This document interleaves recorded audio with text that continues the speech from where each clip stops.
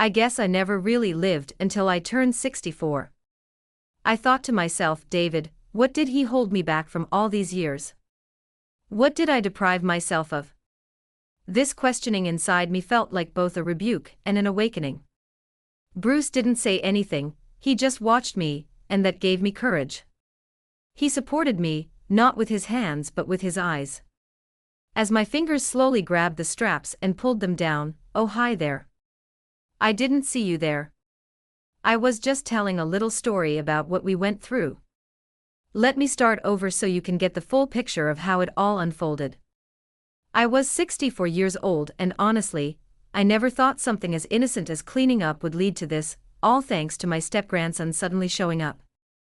It had been 12 years since my husband David passed away, leaving me feeling lonely and widowed for far too long.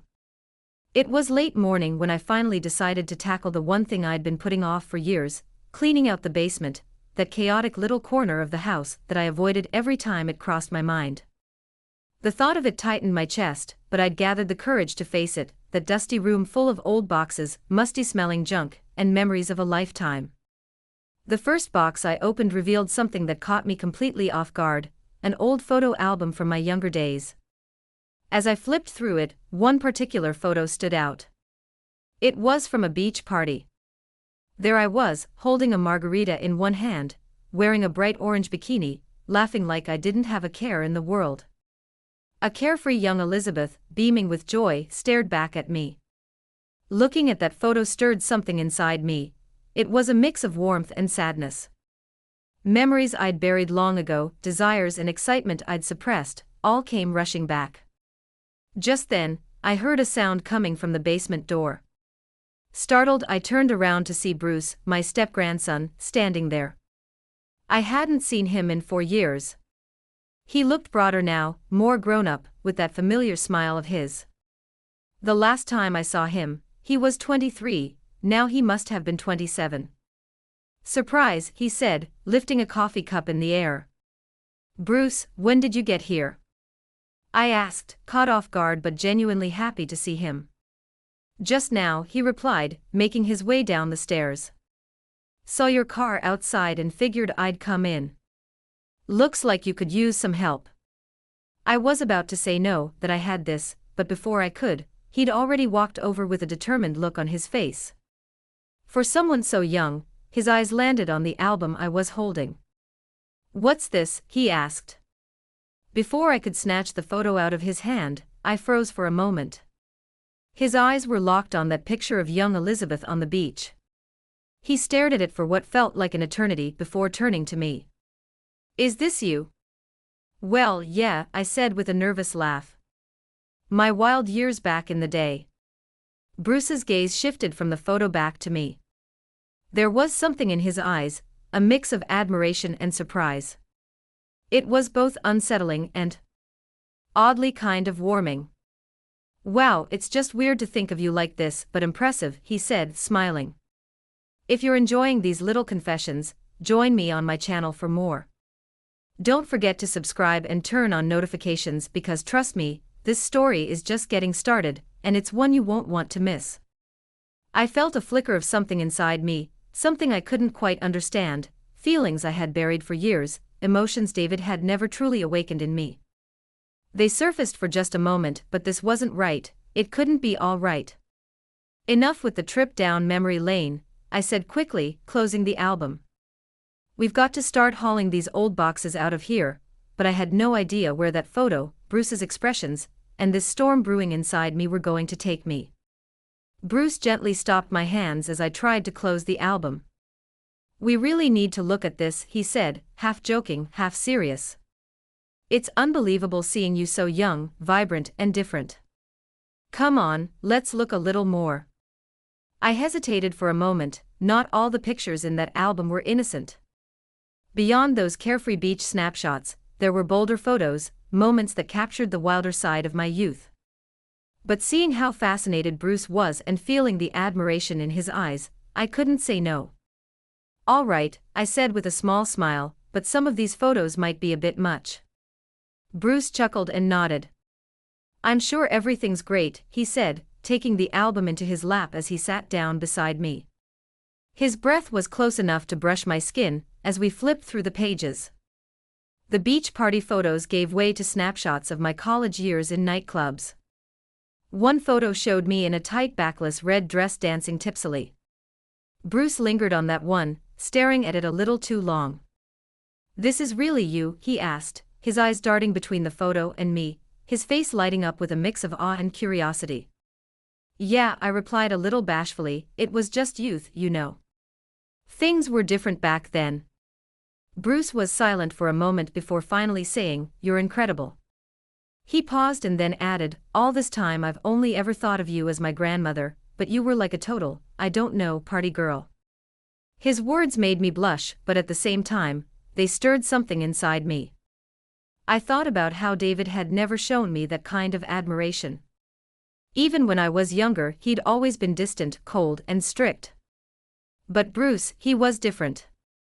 The look in his eyes told me more than his words ever could. As we kept flipping through the album, the photos got bolder. There was one of me laughing with friends, wearing a short pair of shorts and a bikini top. Another showed me dancing in a nightclub in a plunging black dress. Bruce smiled softly and said, "It's a privilege to see these. Even when you were younger, your beauty was breathtaking." David was one lucky man. His words warmed me, but they also made me feel something. Something strange. The more I felt Bruce's attention, his interest, the more I realized there was a pull between us. He was like the kind of man I had dreamed of when I was younger, confident, openly admiring, and eager to discover the parts of me I'd kept hidden. When we reached the last page, Bruce closed the album but didn't move his eyes from me. "Elizabeth," he said in a low voice, "you're truly extraordinary." I was surprised and moved by his words. It had been so long since anyone had looked at me that way or said things like that to me. As my eyes locked with Bruce's, I felt the air between us grow heavier. Something was shifting. Despite the cold, dusty atmosphere of the basement, a warmth rose inside me. Bruce's presence was making me feel young again. At the same time, I had no idea where these feelings were taking me. When Bruce closed the album and turned to me, there was still that deep admiration in his eyes. "Elizabeth," he said, his voice low but completely sincere, "after seeing all those pictures, I have to say this, you haven't aged a day. You still look young and absolutely beautiful." The compliment took my breath away for a moment.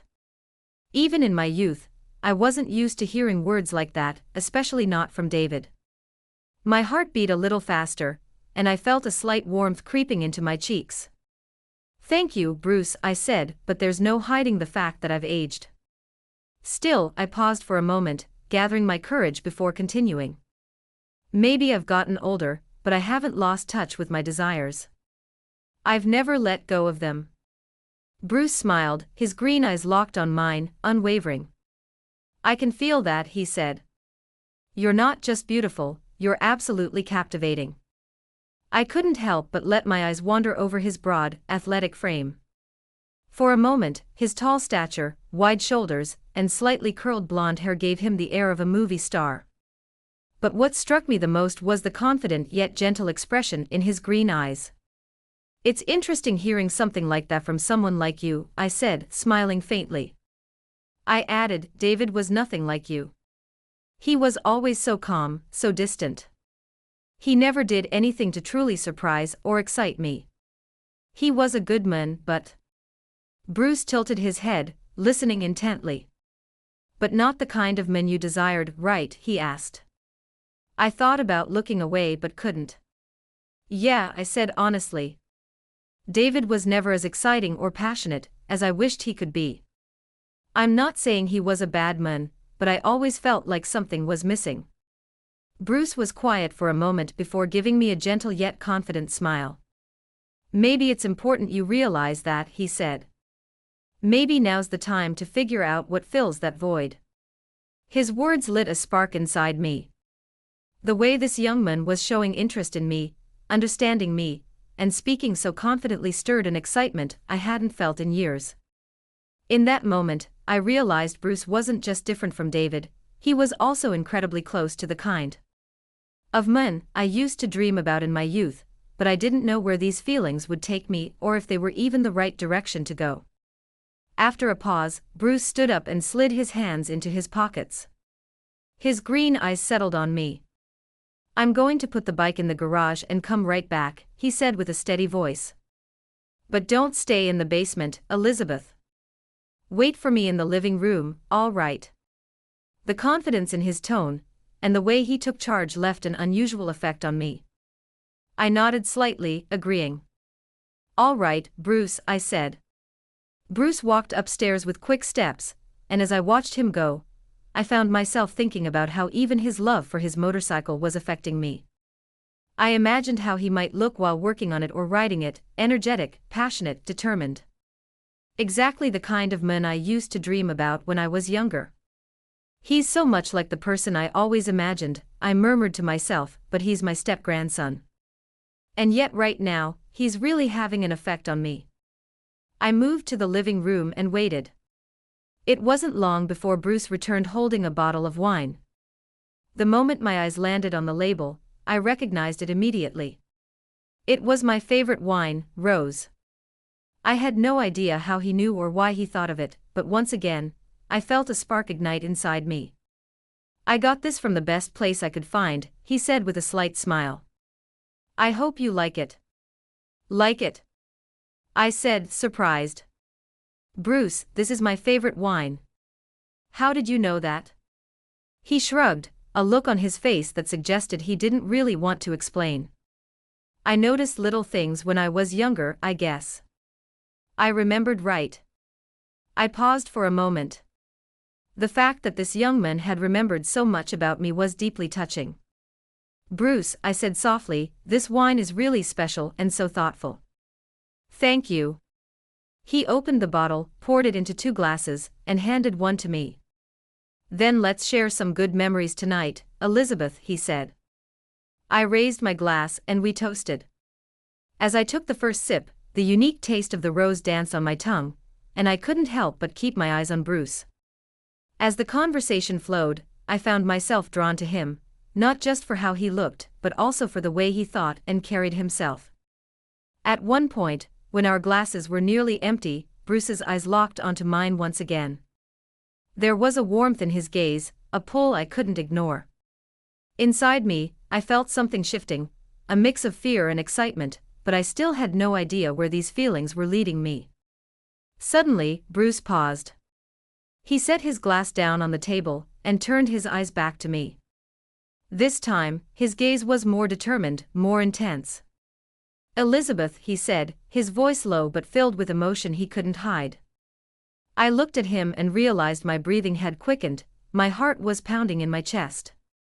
"Yes, Bruce," I whispered, my voice barely audible as if it couldn't manage more. In that moment, Bruce reached for my hand, the warmth of his touch. His fingers moving gently over my delicate, slender hand sent a rush of emotions through me. "I know I shouldn't say this," but he began, "when I look at you, I just can't stop myself. You're not just incredibly beautiful, you're so much more than I ever imagined."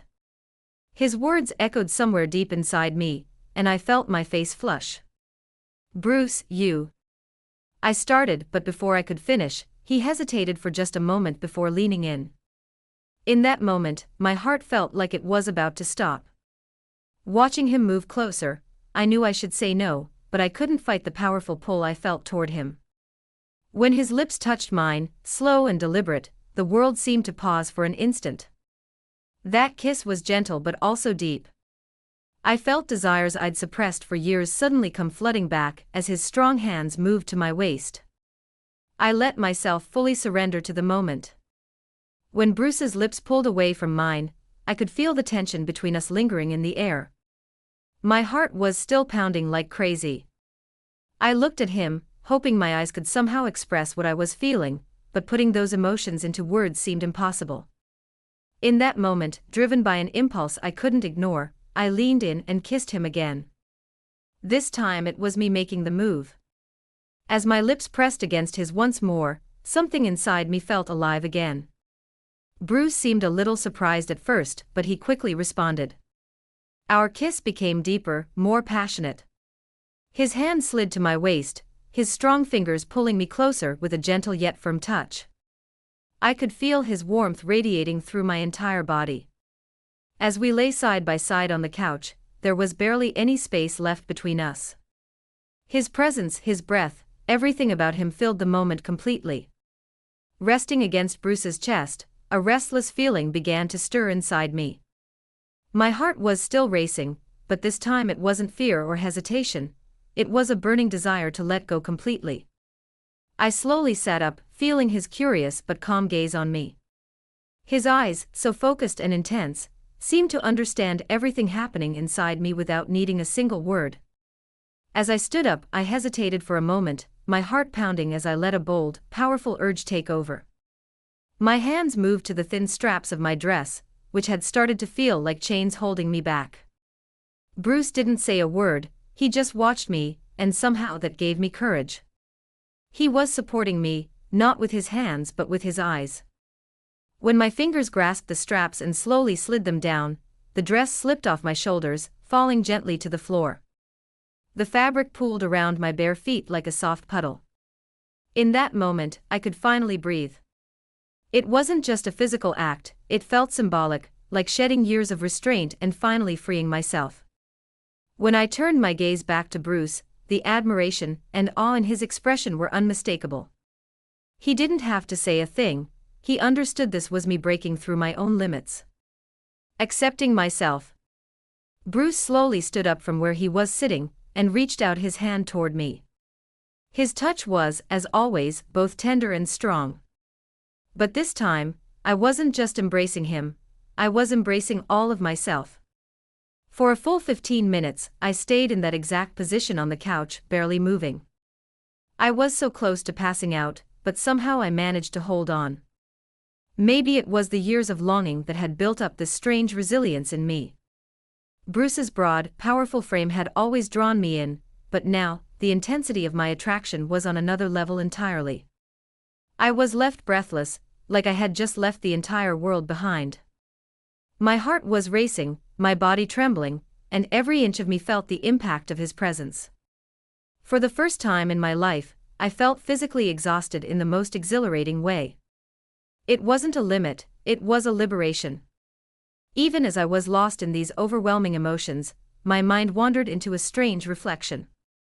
I didn't truly live until now, I thought to myself.